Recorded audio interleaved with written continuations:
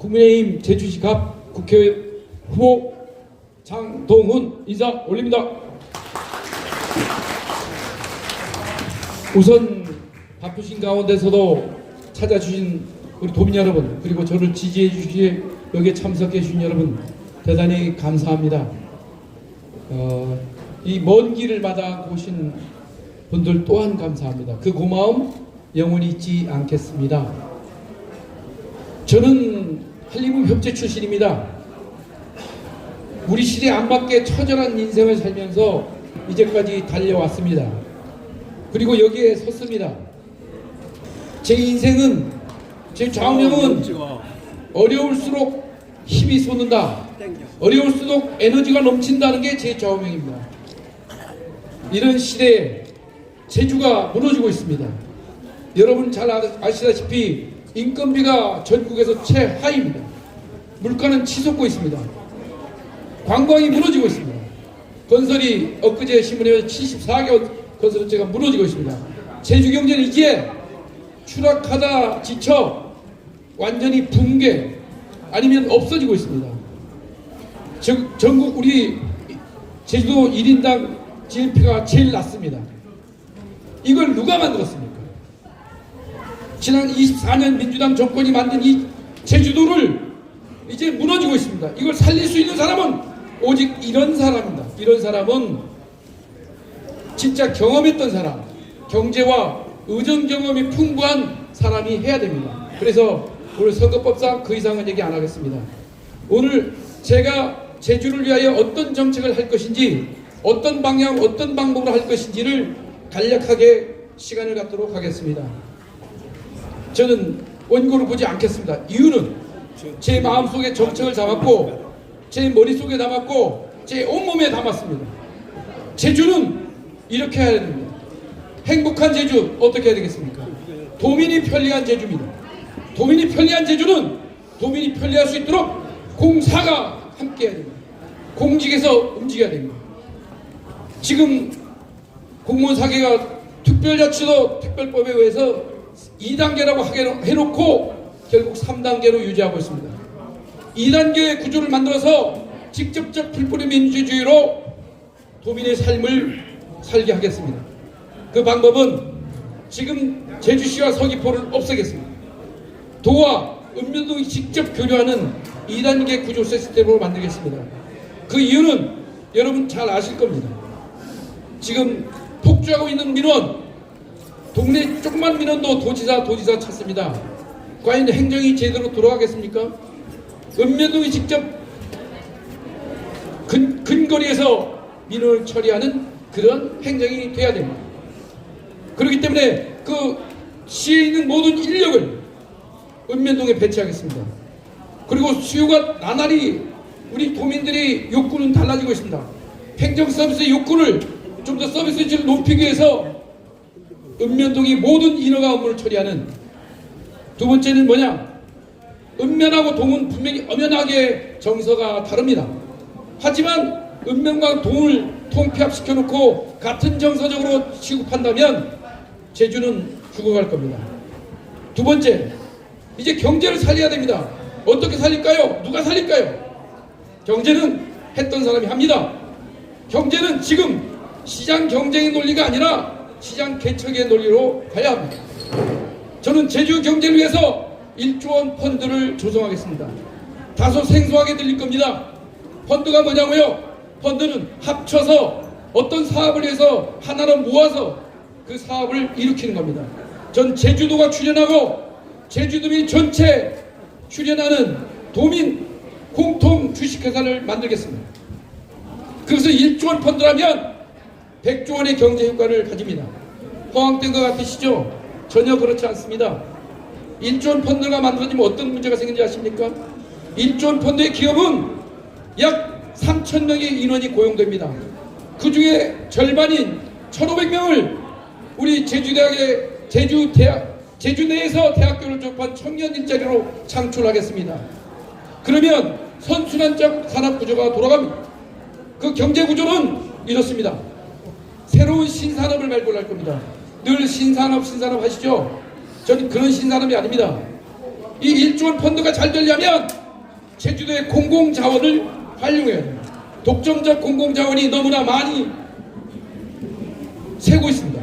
이 공공자원을 활용한 1조 원 펀드의 사업이라면 제주도가 영원히 먹거리 문화를 만들 수 있습니다. 여러분의 경제를, 제주 경제를 한 단계 더 도약시킬 수 있습니다. 경제에 관한 거, 도민의 편리성 말씀했습니다. 이제 두 번째 단락으로 이렇게 말하겠습니다. 아마 제가 하는 공약은 다른 후보들이 전혀 하지 못하는 일들일 겁니다. 읍면동, 구제주, 신제주, 우리 갑 지역구에 보면 읍면동 어떻게 합니까? 읍면의 사람이 정서가 다르고 구제주의 정서가 다르고 신제주의 정서가 다릅니다. 제가 한림 출신으로서 노영동에서 도의원을 해봤습니다. 읍면도 알고 동도 압니다. 제가 30년 한림에 살았고 30년 동지역에 살았습니다. 그러면 누구보다도 서로 균형 발전이 주는, 우리 도민들한테 편리하게 주는 그 혜택을 피부로 느끼고 있습니다. 저는 애월 한림 환경을 이렇게 만들겠습니다. 모든 국가기관 사업소, 그 다음 도사업소, 지방 공기업들을 우리 서부지구에 유치하겠습니다. 그러면 어떻게 했습니까? 불 꺼진 읍면 살릴 수 있습니다. 불 꺼진 주거 살릴 수 있습니다. 지금 애월 한림 환경 야간에 12시 보십시오. 길거리 사람 하나 없습니다. 이 문제를 읍면동에 각 기관을 설치해서 불 꺼진 읍면을 불 켜진 읍면으로 만들겠습니다. 애월 한림 환경 가보십시오. 12시에 택시가 없습니다. 왜? 장사가 안 되니까 필요가 없답니다. 그래서 읍면동을 살려야 됩니다. 두 번째, 우리 구도심 어떻습니까? 삼도동, 오라동, 2호 도두들 어떻습니까? 도시가 황폐화되고 있습니다. 신제주로 옮기고 있습니다. 그렇다면 신제주를 뺏어갈 겁니까? 아닙니다. 구도시는 새로운 녹색도시 건설을 만들겠습니다. 녹색도시 건설은 건폐율을 강화하고 고도직을 높여서 1층의 면적을 굉장히 스페이스를 넓게 하고 그 여유 공간을 도로로 새로 신설하고 조경을 확보해서 물이 흐르는 새로운 신도시 모델을 개발하겠습니다. 그거 허황된 것 같으시죠? 하나도 어렵지 않습니다. 지구단계 계획을 하고 도시계획 신청만 하면 민이 자동으로 투자합니다. 이게 소위 말하면 서울의 역세권형 아파트가 있습니다. 그보다 한층 더 업그레이드된 신도시 모델입니다. 그렇다면 구제주는 새로운 도시를 건설할 겁니다. 그리고 학교는 살아날 겁니다. 구제주 학교들이 다 죽어가고 있습니다. 세 번째로 연동권 어떻습니까? 신제주권은 노영연동입니다. 약 11만에 가까운 인구가 있는 이 신제주권에 저는 문화복합도시를 만들겠습니다. 여기에 맞는 도시는 문화의 욕구가 날로 늘어나고 있습니다. 문화복합도시를 통해서 모든 공연과 함께 힐링하는 공간을 이쪽에 만들겠습니다. 연동 노영은 인프라는 크게 많이 작용하고 있을 겁니다. 이제 이 도시에 맞는 문화복합공간도가 체육이 힐링이 되는 그런 도시로 건설을 할 겁니다. 끝으로 결론을 짓겠습니다. 정책은 현실에 맞아야 됩니다. 정책은 했던 사람이 합니다. 저는 경제활동 40년 동안 밑에서 올라와서 이루어보면서 직원을 같이 동고동락하면서 이루어봤습니다. 경제의 경험이 있습니다. 30년의 CEO 생활을 했습니다. 일반 직원이 아니라 책임지는 일을 해왔습니다. 두 번째는 정치를 해봤습니다. 두 번의 도의원을 하면서 저는 2층에 올라가면 보시겠지만 제주도에서 가장 많은 일을 했던 그 누구도 부인하지 않는 그런 도의원이었습니다. 그것은 바로 경제 마인드와 삶의 경험과 흑수저의 그 고충과 도민들을 헤아리는 사랑의 마음이 여러분과 함께 있다는 것입니다. 여러분, 도민은 순수합니다. 도민은 아름답습니다. 하지만 정치인이 때묻었습니다. 결론은 저는 정치 철학을 이렇게 갔습니다. 배는 부두에 정박하려고 짓지 않습니다. 항해하면 모진 비바람과 풍파를 거칠 겁니다. 하지만 배는 정박하려고 지은 게 아닙니다. 제 몸이 가루가 돼도 제 꽃을 위한, 꽃은 제 도민의 행복을 위한, 제 몸이 문드러져도 썩어 문드러져도 걸음이 되겠습니다. 여러분의 도민의 행복을 위한 자양분이 되겠습니다. 그렇게 해서 이 제주도의 정책을 확 바꿔보는 지금의 정치인이라는 그런 정치는 아닌 것 같습니다. 안주하는 정치, 정책이 난무하는 정책, 실제 실효성 있는 정책이 우리한테 필요한 것입니다. 여러분, 함께하면 길이 됩니다. 이제 말이 길어져서 이만 줄이겠습니다. 끝나면 여러분의 의견을 듣도록 하겠습니다. 감사합니다. 네, 다음은 기자분들의 질문 시간입니다. 잠깐만요.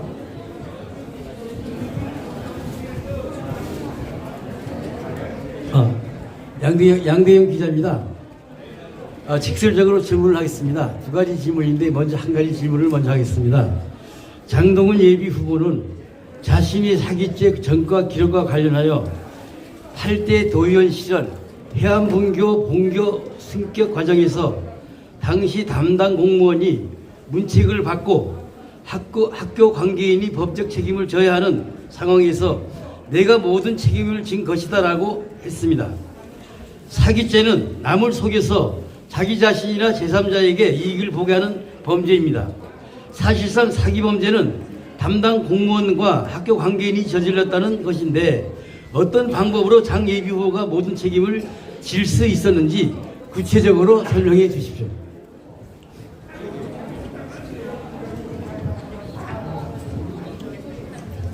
참 아픈 질문이죠. 근데 그냥 말하겠습니다. 그 사기죄 전 자랑스럽습니다. 여기 해안동 사람 많이 왔습니다. 그 사기죄 때문에 제가 해안동 해안초등학교 명예졸업생이 됐습니다. 검사가 이렇게 말했습니다. 윤리적으로는 훌륭한 일을 했지만 법리적으로는 어쩔 수 없다고. 저 이렇게 말했습니다. 왜 공무원과 마을 주민이 책임져야 제가 책임졌냐고요? 전 이렇게 했습니다. 제가 도의원 시절 예산을 2천만 원 버스 사는 걸 줬습니다. 그런데 버스 사는 걸 마을과 공무원이 현장을 안 보고 다른 예산 전용을 했던 겁니다. 내용은 정확했습니다. 그러니까 아주 벌금에 약속한 죄를 졌습니다. 근데 그걸 누구가 했느냐 하면 저는 그 돈을 쓸 수 있는 권한이 없습니다. 줄 수 있는 권한은 있지만 줘서 마을과 공무원이 집행 관계에서 예산이 전용된 겁니다. 그래서 제가 마지막으로 물었습니다. 어떻게 되냐고. 만약 그게 공무원이 다친다면 옷을 벗어야 됩니다.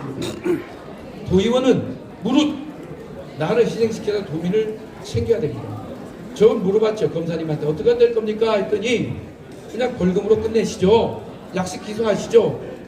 검찰에 제가 이렇게 약속했습니다. 좋습니다. 그러면 검사님 아무도 부르지 마세요. 제가 책임질게요.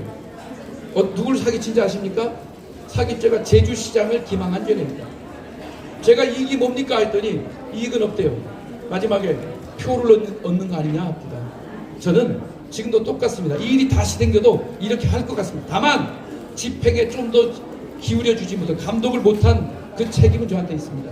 그래서 그 책임 또한 도의적인 책임이기 때문에 마을 주민과 공무원은 다치지 말아야 된다. 그래서 저한테 책임을 미루어 가고 있습니다. 이상입니다.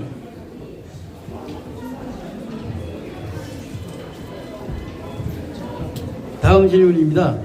장 예비 후보는 최근 악법도 법이기 때문에 지켰지만 그 과정에서 도민들이 사실과 다르게 오해하는 부분은 너무 억울했다라고 말했습니다. 장 예비 후보는 2012년 총선 때 상대 후보 측에 30억 매수서를 허위로 제기하여 허위사실유포 등의 혐의, 즉 공직선거법 위반 혐의로 징역 1년 4월에 집행유예 3년의 형을 받았습니다.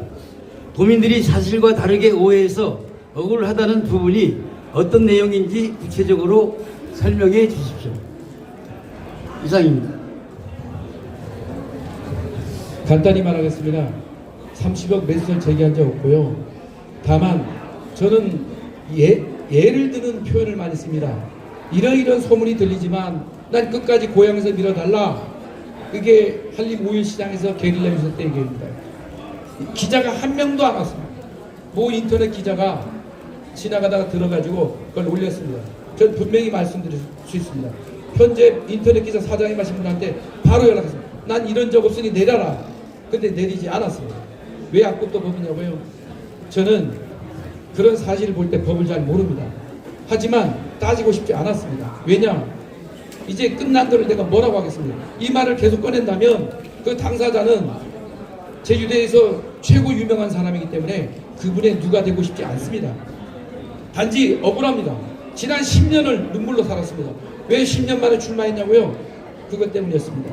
하지만 긴 얘기하면 좋을 것 같지 않아서 저는 단 분명히 말하는데 그 얘기를 직접적으로 한 게 없습니다. 하지만 그건 따지지 않겠습니다. 그 말 한마디에 제가 10년의 세월을 장구했습니다. 와신상담 진짜 힘들었습니다. 이상입니다. 다음, 예, 잠깐만요. 네, 고생하셨습니다. 뉴스엔 제주. 아까 그 공약사항을 보니까 그 도지사가 됐으면 더 멋지게 공약들이 펼쳐지고 좋을 것 같은데 국회의원 초선으로서 그 가능성이 이루어질 건지 그게 조금 들으면서 의문이 들었습니다. 못 들으신 분을 위해서 재차 질문을 반복해 주죠. 확인차. 너무 허황된 거 아니냐는 얘기죠. 도지사가 되면 될 건데 국회의원으로서는 좀 과도한 공약이 아니냐라고 합니다. 여러분, 급은요 그렇게 급을 나누는 게 아닙니다. 제가 도의원 시절에 한 일이 국회의원보다 2배 많습니다. 제주도에서 전체 의원 중에서 제일 1등 했습니다. 그건 확인된 통계를 들을 수 있습니다. 왜냐면요 예산은요 목숨 걸면 됩니다. 제가 4.3 예산 하나 얘기 드리죠. 3개 국회의원이 하지 못한 걸 제가 3개당 그때 당시 한나라당, 민주당, 진보 정의당 당 대표, 정책위원장, 사무총장 17명의 의원을 만났습니다. 홍준표 대표가 하시는 말씀이 너네 왜 왔어? 민주당 3명 뽑아놓고 10분 욕 먹었습니다. 민주당 가서 얘기해. 제가 10분 욕 먹다가 가만히 아무도 얘기를 못할 때 전 이런 얘기했습니다.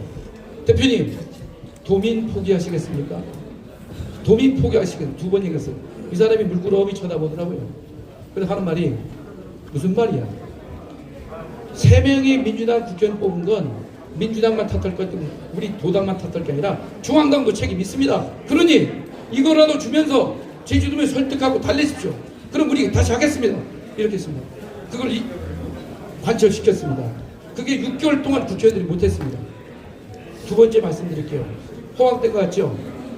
국비는 매칭입니다. 국회의원은 국비를 다룹니다. 제주도산 지방비를 다룹니다. 무슨 말이냐?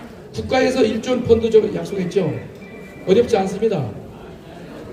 저는 이 1조 원 펀드를 국가 경쟁력과 지방 경제를 살리겠다는 마인드라면 그걸 명분을 만들면 지방과 국비가 매칭하고 제주도민이 펀드를 조성하면 국가도 돌아옵니다. 그렇기 때문에 가능한 겁니다. 예. 그 지구단위 계획 수립이라든가 도시계획 그 수립을 하는 거는 권한이 국회에 정부나 국회에 있는 게 아니라 도지사의 권한입니다.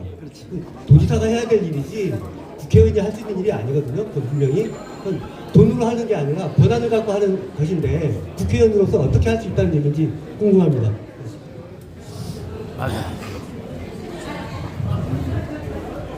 그 아시죠? 그 대장동 사건인가요? 뭐라고 했습니까? 국토부가 압력을 줘서 어쩔 수 없었다는 이재명 대표의 천부당 만부당한 어처구니한 말씀했죠. 그걸 정상적인 방법이 있습니다. 잘 아셔야 됩니다. 도시계획은 도지사가 하는 거 맞습니다. 맞죠?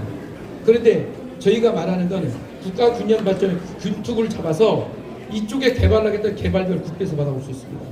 그걸 갖고 도지사하고 협상하면 됩니다.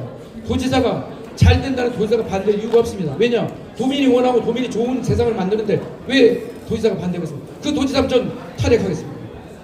도지사하고 멱살 잡고 싸우겠습니다. 싸워서 해내겠습니다. 도민이 원하는 걸 왜 도지사가 안 합니까? 도지사도 그걸 가지면 제가 노력해서 만들면 도지사도 업적인데요. 업적이 뭡니까? 도민의 삶의 질을 높이는 겁니다. 그렇다면 도지사가 반대할 이유는 전혀 없다고 생각합니다. 제가 이 일을 할 때 이쪽 계단에 올라가보시면 알겠지만 약 15가지가 불가능한 일을 했습니다. 그렇지만 이런 방법으로 일했습니다. 그거는 여러분 정상적인 방법이면서 두 번째는 목숨 걸고 싸워야 됩니다. 그냥 대충 검토해달라 해달라 안 해줍니다. 합시다. 합시다. 이렇게 하면 합니다.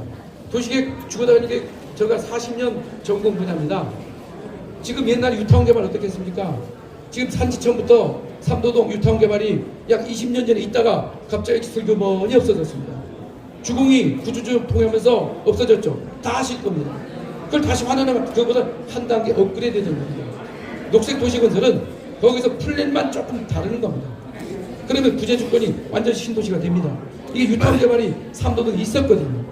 이게 불가능한 일은 절대 아닙니다. 말씀이 되겠습니까?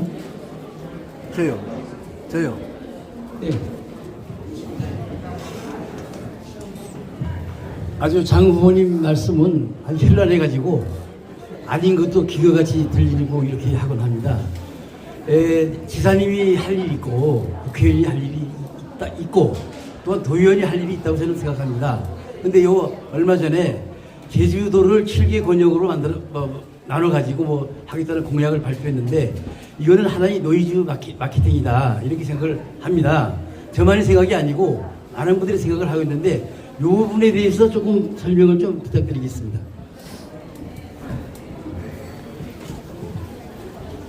노이즈 마케팅이다 보는 시각에는 그럴 수 있다고 생각합니다. 충분히 이해합니다. 하지만 노이즈 마케팅은 절대 아닙니다. 이건 오히려 쉽습니다. 주민이 투표해서 얻어진다면 간단히 보시면 여러분 여기 읍면동 다 계시죠? 여기 올해 읍면에 오신 분들 동지에 오셨죠? 여러분 지금 특별자치도가 분명히 말하는데 생길 때 2006년 생길 때 2단계를 한다고 했습니다. 근데 안 했죠. 단지 2단계로 만들면서 방법의 차이입니다. 읍면하고 동은 엄연히 생활이 정서가 다릅니다. 여기 지금 예를 하나 드리겠습니다. 제주시 동지역 이쪽 중앙로에서 이쪽 현재 우리 지역구 동지역과 우리 지역구의 읍면을 비교해 보십시오. 애월 한림 환경이 과연 연동 노형하고 정서가 같습니까? 틀립니다. 다만 저는 한 단계 줄여서 읍면에 직접 민원 처리를 하고 도에서 정책과 기획만 예산 인사만 다루고 모든 민원은 읍면동에서 하는 겁니다. 그게 뭐가 어렵습니까? 절대 노이즈 마케팅이 아닙니다. 그럼 바로 좋은 걸 몇 가지만 말씀드립니다. 첫째, 민원인이 바로 옆에서 처리됐습니다. 둘째, 결제가 빨라서 진행할 수 있습니다. 지금 동, 시, 도가 같은 부서가 많습니다. 중복됐습니다. 이걸 정책과 기획, 헤드기관과 실무 집행기관으로 두 개 나누면 되는 것입니다. 그런데 뭐가 어렵습니까? 오히려 예산이 절감됩니다. 공무원이 지금의 시의 도의 반 이상을 읍면동에 배치해야 할 겁니다. 인허가를 해야 되니까요. 다만 그 남는 인력이 있을 겁니다. 공무원 혹은 우리가 잘리는 거 아니냐? 전혀 그렇지 않습니다. 지금 민원의 욕구는 다양하게 변하고 있습니다. 이 욕구에 일선에 그 인원들 투입하면 충분히 욕구는 더 충족되고 그 인원으로 가능하다는 얘기입니다. 효율성을 극대화해서 민원의 서비스를 질을 높이겠다는 말씀입니다. 이제 말씀됐습니까?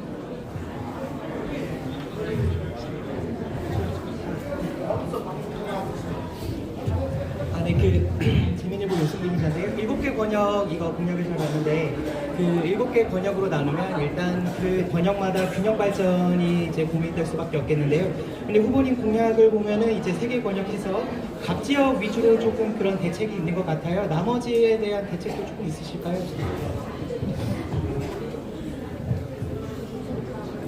특징은 하나입니다. 읍면과 동지역의 정서를 고려한 도민 서비스를 하겠다는 겁니다. 그 직접적 민원이 빨리 처리되고 결제 라인이 빨라지고 우리 행정 서비스 질을 높이겠다는 데 주제가 있거든요. 근데 잘 보십시오. 3개 권역은 제 지역구를 말씀드린 거고요. 7개 권역 같은 방향으로 갈 겁니다. 그 을지구, 서귀포지구는 그 읍면지구, 동지역으로 7개 권역을 구분하면 그건 도의 방침이에요. 도가 같이 해야겠죠. 그렇다면 나머지 권역은 그 지역의 특색에 맞는 그걸 특화시켜야 됩니다. 저희 지역구에 그걸 특화시킨 거고요. 그쪽 서귀포나 을 지역은 각자가 특화시키는 모습으로 만들면 됩니다. 다만 제가 말하는 건 행정서비스 질을 높이고 빨리 처리되고 읍면과 동지역의 주민들의 정서를 고려한 정책이다. 이렇게 말씀을 결론을 드리겠습니다. 너무 열정적으로 해서 메시지가 많이 들어오긴 합니다. 그 가장 중요한 거하고 가장 급한 것들이 있는데 지금 말씀하신 거는 중요한 것 같고 급한 거로 각 지역구에 돌아보니까 어떤 것이 가장 시급한지 그거 좀 말씀 듣고 싶습니다. 어찌 보면 아까 행정서비스 진료 가장 급합니다. 지금 읍면 가면 아우성입니다. 옛날엔 군수 찾아가고 시장 찾아가야 되더라. 솔직히 좀 속된 말로 강아지가 길에 죽어 있어도 읍면동에 얘기하면 시간을 끈다고 합니다. 누구한테 얘기합니까? 가장 민원보다 더 중요한 거죠. 우리 일상생활 가장 급한 게 저는 민원이라고 생각해요. 그게 기본적인 거예요. 우리가 돌아가면서 뭘 느낀지 아십니까? 읍면이 완전히 죽어 있습니다. 제가 예를 들었죠. 밤 12시 택시가 없습니다. 제가 한림 자주 가는데요. 택시가 없어서 못 가요. 그럼 12시 이후에 못 가요. 상권이 죽어버립니다. 읍면이 심각합니다. 두 번째는요. 시는 어떤 동지가 없습니다. 구제주 가보십시오. 구제주는 맥주가 작은 건 안 되고 큰 것만 판답니다. 신제주는 작은 걸 판대요. 같은 가격으로. 이게 구제주의 현실입니다. 이 구제주 놔둘 겁니까? 가장 시급해요. 물론 부분적인 것은 저는 이렇게 생각합니다. 국회의원이 공약이 있고 도의원의 공약이 있습니다. 부분적인 민생 부분은 도의원이 하는 겁니다. 큰 틀의 방향성, 정책성, 기획성을 국회의원이 왜? 도의원은 돈을 다루는 거거든요. 국회의원은 정부하고 싸우는 겁니다. 제가 한 예를 들겠습니다. 이게 또 허경영이라고 누가 합디다마는 1만원 비행기값. 여러분 허황되죠? 1만원 비행기값. 추자도 어떻습니까? 추자도 여러분 16,500원에 갑니다. 추자도민 얼마에 가는지 아십니까? 1,000원에 갑니다. 1,000원. 아시죠? 제주도민이 간단히 설명을 드리겠습니다. 지금 코레일 예산 보십시오. 지하철 예산은 어마어마합니다. 몇 조 원, 몇십 조가 들어갑니다. 제주도민이 진짜로 관광이 아닌 병원, 우리 교통입니다. 그렇죠? 일보러 가는 거 교통입니다. 이 교통비 불과 몇백억 되지 않습니다. 이거는 코레일 예산에 국민 전체와 코레일 예산에 나눠보면 우리 제주도에 10,000원 해도 오히려 우리가 불리합니다. 전 공짜로 해도 맞습니다. 그다음 이거는 10,000원 시대를 열겠다는 건 제가 기본적인 계산을 했고요. 향후에 이것은 이렇게 조정할 수 있습니다. 관광 가는 건 저가를 내고 연료교통수단인 병원 이를테면 1년에 5회 정도 한정을 져서 요즘 면세점 1년에 몇 번 하지 않습니까? 그렇게 한정을 진다면 결코 허황된 게 아닙니다. 다만 제가 정책 발표를 해서 구체적인 걸 알지 못하고 그것에 대해 허황되다고 할 게 아니라 어떤 논리로 국가를 설득하고 그 논리 갖고 도민과 어떤 과정을 거쳐서 그 협의하느냐 그리고 의원이 얼마나 목숨 걸고 싸우느냐 이 세 가지가 어우러질 때 정책은 어려운 정책도 해결되리라고 생각합니다. 이게 전부입니다. 정책 뭐 있습니까? 도민이 원하고 국가가 국민이 원하면 하는 겁니다. 다만 그걸 정책을 다루면서 얼마나 경험과 노하우와 정신 자세를 갖고 달려드느냐가 중요한 키포인트 같습니다.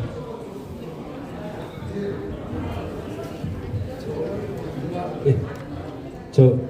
더 질문이 없으신 것으로 봐서 네, 잠깐만 한 분만 더 모시겠습니다. 네, 죄송합니다. 제주의 소리 박성우 기자입니다. 아무래도 당내 경선 결과가 좀 많이 초미에 좀 관심사일 것 같은데 만약에 후보님의 정가 이력을 문제 삼아서 컷오프 되거나 뭐 이런 가능성이 있었을 때 혹시 이전처럼 무소속 출마 가능성도 염두에 두고 계시는지 여쭤보고 싶네요. 무소속 출마 안 합니다. 그때는 너무 억울해서 그랬어요. 12년 전에는 제가 여론조사 1등이었습니다.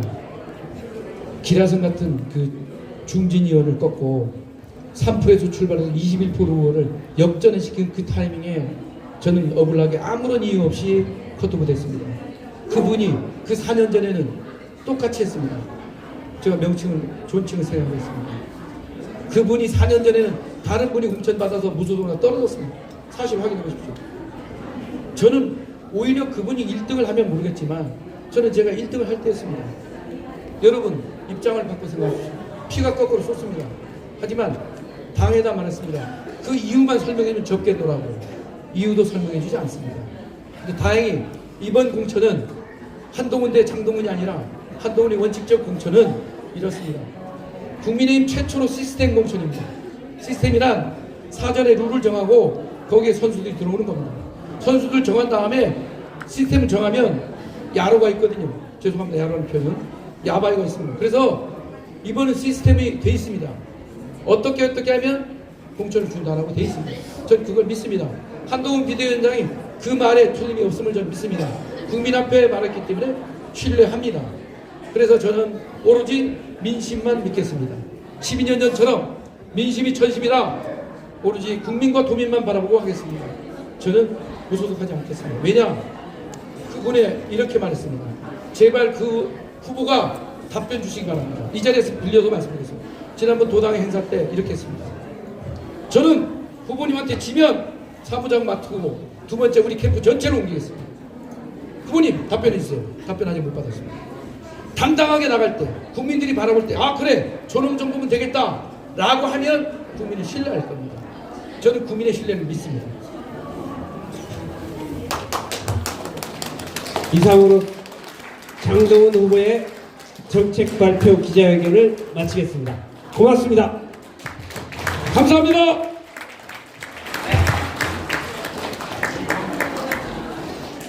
들어보면 좀 맞아 되지.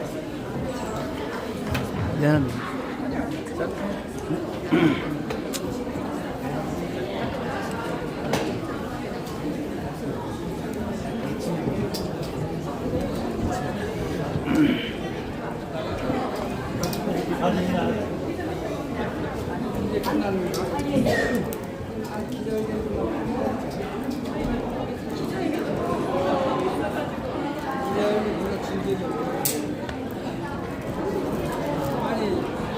양 대표님 뭐 들을 때마다 야.